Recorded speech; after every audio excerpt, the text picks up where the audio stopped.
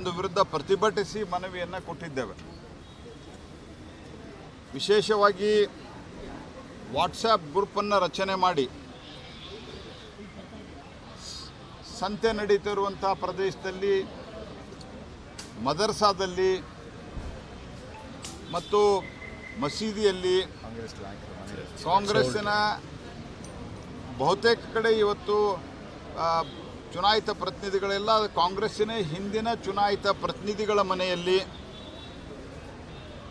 ಒಂದೇ ಒಂದು ಕಮ್ಯುನಿಟಿಯ ಅಂದರೆ ಮುಸಲ್ಮಾನರ ಲೀಡರ್ಸ್ಗಳ ಕೈಯಲ್ಲಿ ಕೊಟ್ಟು ಆ ಓಣಿಯಲ್ಲಿ ಆ ಒಂದು ಪ್ರದೇಶದಲ್ಲಿ ಆ ಒಂದು ಬೂತ್ನಲ್ಲಿ ಅವರೇ ಹೋಗಿ ಮಾಡ್ಕೊಂಡು ಬರುವಂಗೆ BLA 2ಗಳಿಗೆ BLOಗಳು ಇನ್ಫಾರ್ಮ್ ಮಾಡಬೇಕು.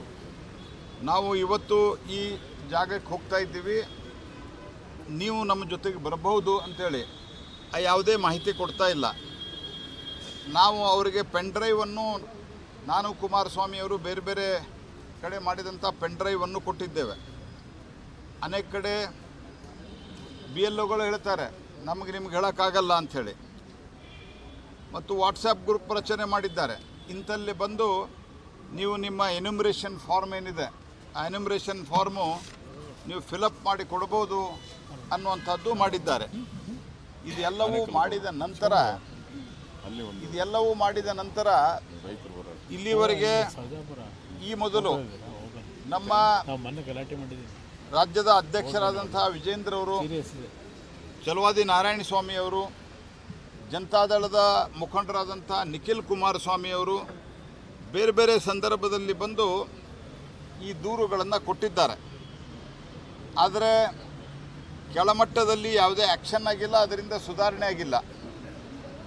ಹಾಗಾಗಿ ಇವತ್ತು ನಾವು ಉನ್ನತ ಮಟ್ಟದ ಡೆಲಿಗೇಷನ್ನು, 3 ಜನ ಕೇಂದ್ರ ಸಚಿವರು, 2 ವಿರೋಧ ಪಕ್ಷದ ನಾಯಕರು ಮತ್ತು ಹಿರಿಯರಾದಂಥ ಕಾರಜೋಳ್ ಅವರು, ಈ ರೀತಿ ಹಲವು ಪ್ರಮುಖರು ನಾವು ಇವತ್ತು ಬಂದು ಚುನಾವಣಾ ಆಯೋಗಕ್ಕೆ ತೀವ್ರವಾದಂಥ ಆಗ್ರಹವನ್ನು ಮಾಡಿದ್ದೇವೆ. ಮೊದಲನೇದಾಗಿ ಈ ರೀತಿ ಯಾರು ಮಾಡ್ತಾ ಇದ್ದಾರೆ ಅವರನ್ನು ಸುಮಾರು ಉದಾಹರಣೆಗಳಿದ್ದಾವೆ, ಆದರೆ ಗ್ರೇವ್ ವೈಲೆನ್ಸ್ ಆದಂಥ ಮತ್ತು ಉದ್ದಟತನದ ಉತ್ತರವನ್ನು ಕೊಟ್ಟಿರುವಂಥ, ವಾಟ್ಸಪ್ ಗ್ರೂಪ್ ರಚನೆ ಮಾಡಿದಂಥ ಮತ್ತು ಅನೇಕ ಕಡೆ ಸ್ಥಳೀಯ ಶಾಸಕರ ಭಾವಚಿತ್ರವನ್ನು BLAಗಳೇ ಹಾಕಿ ಪ್ರಚಾರ ಮಾಡ್ತಾ ಇದ್ದಾರೆ. ಇದರೆಲ್ಲದರ ವಿರುದ್ಧ BLOಗಳು ಹಾಕಿ ಅವರ ID ಕಾರ್ಡ್ಗಳಲ್ಲಿ ಸ್ಥಳೀಯ ಶಾಸಕರು ಈ ರೀತಿ ಬೇರೆ ಬೇರೆ ಮುಖಂಡರದ್ದು ಹಾಕಿ ಪ್ರಚಾರ ಮಾಡ್ತಿರುವಂಥ ಕಂಪ್ಲೇಂಟನ್ನು ನಾವು ಕೊಟ್ಟಿದ್ದೇವೆ. ಅವರ ಮೇಲೆ ಆ್ಯಕ್ಷನ್ ಆಗಬೇಕು. ನಾವು ಮೊದಲೇ ಡಿಮಾಂಡನ್ನು ಕೊಟ್ಟಿದ್ದೇವೆ, ತಕ್ಷಣ ಆ್ಯಕ್ಷನ್ ಆಗಬೇಕು.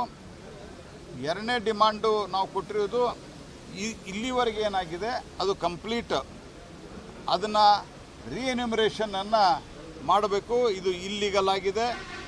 ಇದು ನಿಜವಾದ SIRದ ಒಂದು ಪ್ರಕ್ರಿಯೆ ಏನಿದೆ, ಅದರ ಉದ್ದೇಶ ಏನಿದೆ, ಅದು ವಿಫಲಗೊಳಿಸುವಂಥ ಒಂದು ಕುತಂತ್ರ ಆಗಿದೆ. ಮತ್ತು ಇದರ ಜೊತೆಗೆ ವಿಶೇಷವಾಗಿ ಪಶ್ಚಿಮ ಬಂಗಾಳದಲ್ಲಿ ಇತ್ತೀಚೆಗೆ SIR ಮತ್ತು ಅಲ್ಲಿ ವೆರಿಫಿಕೇಷನ್ ಆದ ನಂತರ ಕರ್ನಾಟಕದಲ್ಲಿ ಎಲ್ಲಿ ಕಾಂಗ್ರೆಸ್ಸಿನ ಸರ್ಕಾರ ಇದೆ ಅಲ್ಲಿ ಬಾಂಗ್ಲಾದೇಶದ ಇಲ್ಲಿಗಲ್ ಇಮಿಗ್ರೆಂಟ್ಸು ಬಂದು, ಈ ನುಸುಳುಕೋರರು ಬಂದು ವೋಟರ್ ಮಾಡಿಸುವಂಥ ಪ್ರಯತ್ನವನ್ನು ಮಾಡ್ತಾ ಇದ್ದಾರೆ. ಅನೇಕ ಕಡೆ DCಗಳ ಸ್ಟೇಟ್ಮೆಂಟ್ ಇದೆ.